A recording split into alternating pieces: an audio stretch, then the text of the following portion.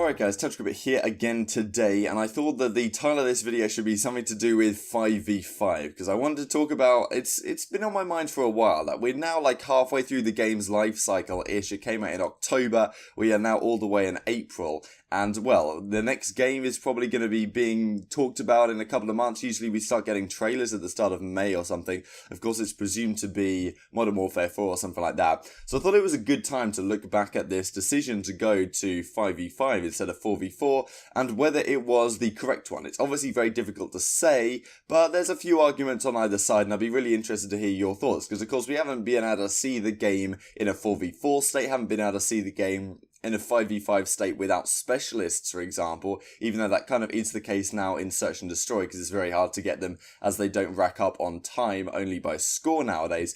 So yeah, I'd be really interested to hear your thoughts on that in the comment section below. We'll discuss that in a few minutes' time. First of all, I want to go through some Rostermania stuff, as is tradition in these videos. And even though nothing concrete changed over the last day or so, we can say that a few things are looking a little bit different. So, firstly, Enigma 6 looking like they're going to be making a change. CodBurner reckons that Diabolic is going to be gone off the team for maybe a guy like GodRx. Also, he mentions that they're not done making changes. So, we'll have a look at another little change in just a second here. And this is the one of Money Cheen changing his bio. Removing Enigma 6 from his bio. Of course, we had Game of Thrones dropping yesterday. So I think that's what this is to do with. I don't watch Game of Thrones, apologies. So yeah, he gets rid of Enigma 6. And, well, could that mean anything? I don't know. So, anyway, the next one is Brack. He gets rid of Accelerate. Now, I heard a couple of days ago that maybe he was even going to somehow stay on Accelerate, but it did seem very likely that he was going to move over to, you know, the other organizations. Denial is very highly rumored, but supposedly that's not even completely set in stone right now, because things were looking up in the air yesterday. There was a clip on Parasite's stream, which unfortunately I cannot show because he had music playing in the background, so it'll get me wrecked, but I'll leave the link in the description box below to this Parasite, to his VOD. If he's still got the VOD available, hopefully he has. If not, then you'll just have to take my word for it. But effectively, he was talking to Brian Saint. They were playing League Play together on his stream. And Saint was saying, oh my god, like this is a big curveball that's just happened, like this is big intel, I'll put it in the chat. And it seemed like it was actually legit, that something big had happened, and they were talking about Red Reserve and this FaZe Clan spot. And compiling that with a couple of tweets from Scraps and Zero here, then maybe something has actually changed in what's going on with their spot, because of course it hasn't been announced yet. Either they haven't been bought out, or maybe one of the guys on the team, it's being changed or something like that. We'll have to see. But Scraps does this tweet, FaZe Scraps, like he's officially got this this game tag, even though it does have a hyphen at the end, so ideally he'd get the one without that, but regardless. Then Scraps ends up tweeting this not too many hours ago. Of course, it could just be complete bait, who really knows, but he's scratching his chin. And the replies to this as well, if we scroll down, we can see Clay doing a spinny head, and yeah, Zero says, been rubbing my chin since 11 AM, brothers. It's like, what actually is going on here exactly? And Zero tweets the following: London has got even better, run it. So yeah, potentially some sort of announcement has changed here. And yeah, the CWL intel guy in his Discord says the following: he gets these intels from, well, you know, community members all around the scene who just post him stuff. So I think this should have some sort of you know, base in reality. Don't look in the FaZe or Denial rosters yet. Things might have changed. The EG one is up in the air again. Parzelian is safe on UIU. Throwing that in there. So yeah, we'll have to see, but those are the things that are going around at the current time. Also, before we get into the 5v5 stuff, I wanted to talk about this Optic Gaming thing, because the last couple of days, there's been this talk about this clip from, I don't know whose stream this was exactly, but have a look at it and feast your eyes on it. One there. Two front still. Aggie dead. More front. Dead. Do you guys understand what I'm saying? Someone gas me, for the love of God. Shut the fuck up, dude. Shut the fuck up, bro. Like, this shit is so fucking annoying. Bro, if we played a good fucking team, we get punished for this. No, I was trying to say this 4 fucking times in the map, and you guys are just bullshitting. I'm good. Now, for those of you that are Optic fans, I'm sure you'll find this rather interesting, because Well, Optic's practice doesn't seem to have been the best, as you can see in that clip. Effectively, they won a scrim, and Crimsix was not happy with how they were playing, because supposedly, I think they'd played Gen G earlier in the day, and got, really struggled on a couple of the maps, and they were making the same mistakes here against Midnight, even though they were winning the scrims. And, well, I feel like that's been a consistent problem with Optic Gaming over their entire tenure when this team starts to go a little bit downhill. And Crimsix here, he says this on Twitter: as of late, genuinely feel we aren't getting better or worse with scrims. I'm sure anyone who's watching this day in and day out could agree with this. If we aren't getting better, what's even the point of scrimming? That's just my 2 cents to the point I'm trying to make by chalking the scrim. Yeah, because effectively, Crimsix, after that clip, he just went off and cut the scrim off, just to, as if to set a precedent, because the reaction from the guys obviously wasn't what he was looking for. I'll be interested to hear what you guys think about this very briefly, because, well, I didn't want to do a full video on it, but it does seem like Optic are having some struggles, I guess, in their practice department right now, and that people aren't taking things so seriously. And, if Crimsix is telling you that you've made a mistake, and, at least, it seems mostly scump, to be honest, in my estimation, is just not taking it particularly serious, then clearly there's some issues here, especially when you've just come top 12 of the last event. So, we'll have to see, but I thought I'd bring that up for you guys. So, this is the tweet on 5v5 from Dave yesterday.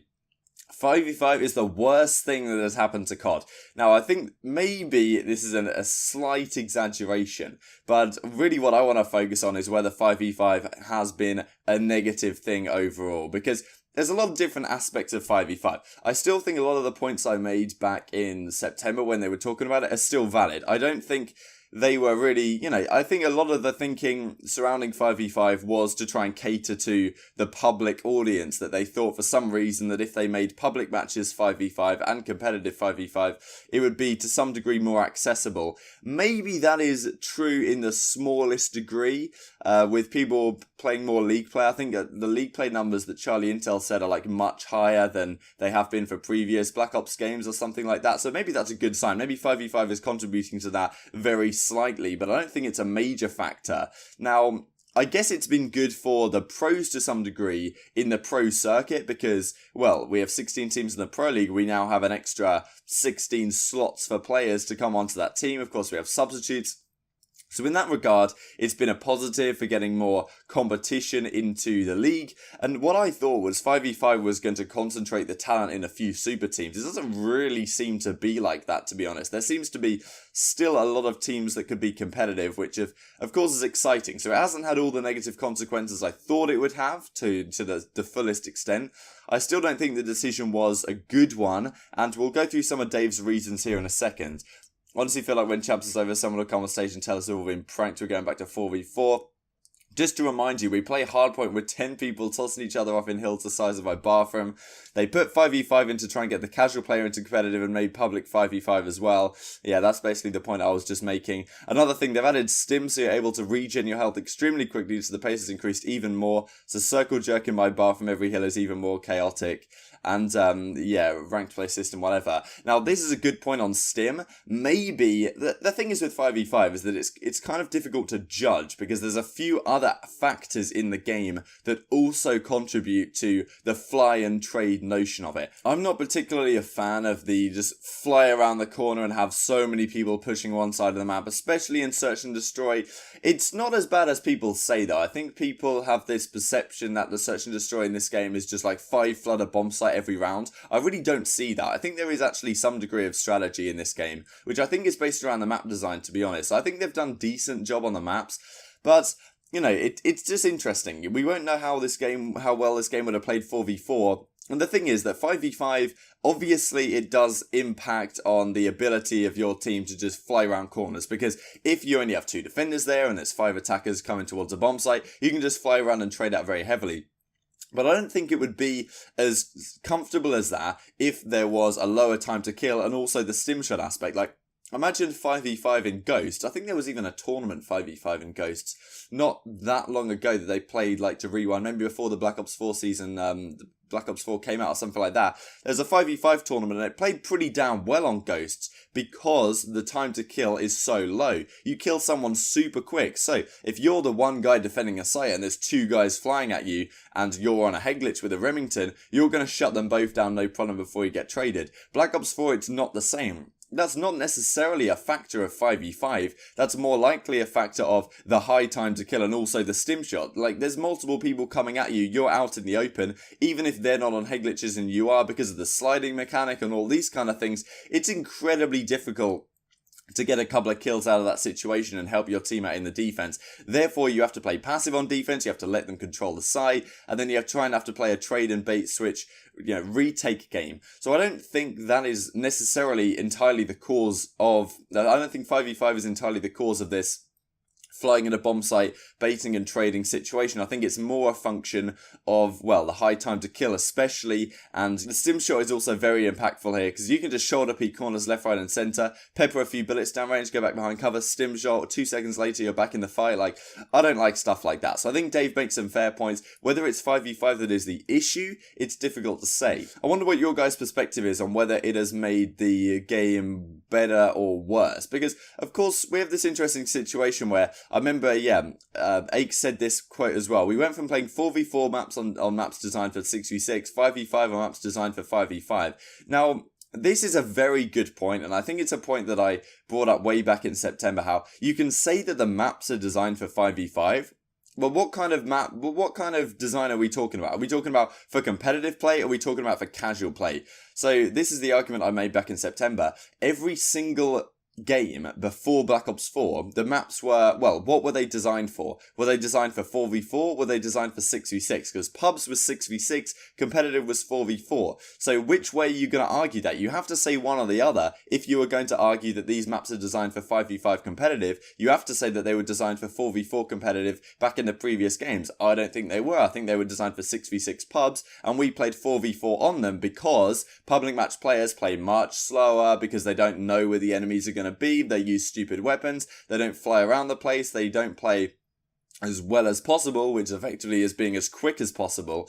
And yeah, so 4v4 and 6v6 was a perfect paradigm in previous games. I thought it made the game play at the correct pace. 5v5 I think is a bit of a cluster, and it also makes it very difficult for viewers. Like, Seaside Hill, first hardpoint. Like, Jesus Christ, 10 people coming into that room is just horrible for a spectator standpoint. And also the spawns are just, like, awful. I feel like there's, especially in the respawns, I do feel like it still would have played better 4v4. Now, it is exciting to some degree, like the respawns play at a very, very high pace, which I guess is good to some perspective. I personally don't like it. I preferred the other games when the game was a bit slower. You could see what was going on. You could see pinches developing on the map rather than it seems like in Hardpoint this game, there's barely any downtime. One of my favourite things about Hardpoint in previous games was that, not Advanced Warfare, because that was ridiculous as well, but Infinite Warfare, Black Ops 3 to some degree, but not really, and especially the boots on the ground games, is that you really have the calm before the storm aspect of it, where a team's setting up in the hill, you're sending someone on a long pinch, you're trying to set up everyone from the right angles.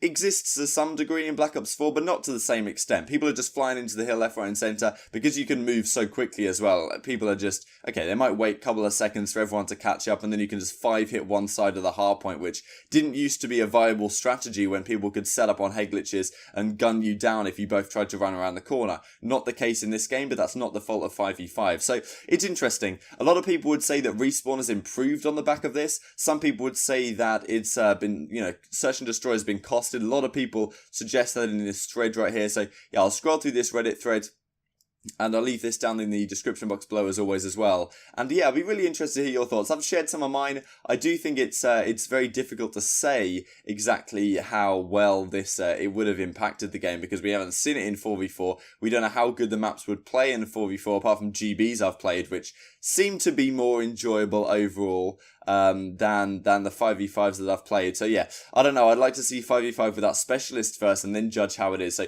I do agree it's very difficult to say. I'd be really interested to hear your thoughts on it. Of course, the next game is coming out, in a few months' time, and whether that will be 5v5 or 4v4 is interesting. Now, I reckon it'll stay 5v5. This kind of a change is probably Activision delivered from right at the very top, the guys in the suits.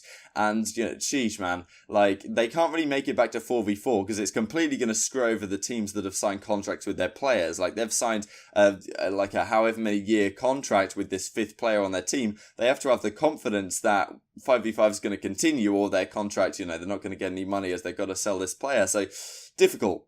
So I hope you guys enjoyed the video. Like if you did, subscribe if you're new as always. Thank you guys so much for watching as always, and I will see you next time. Protect the objective.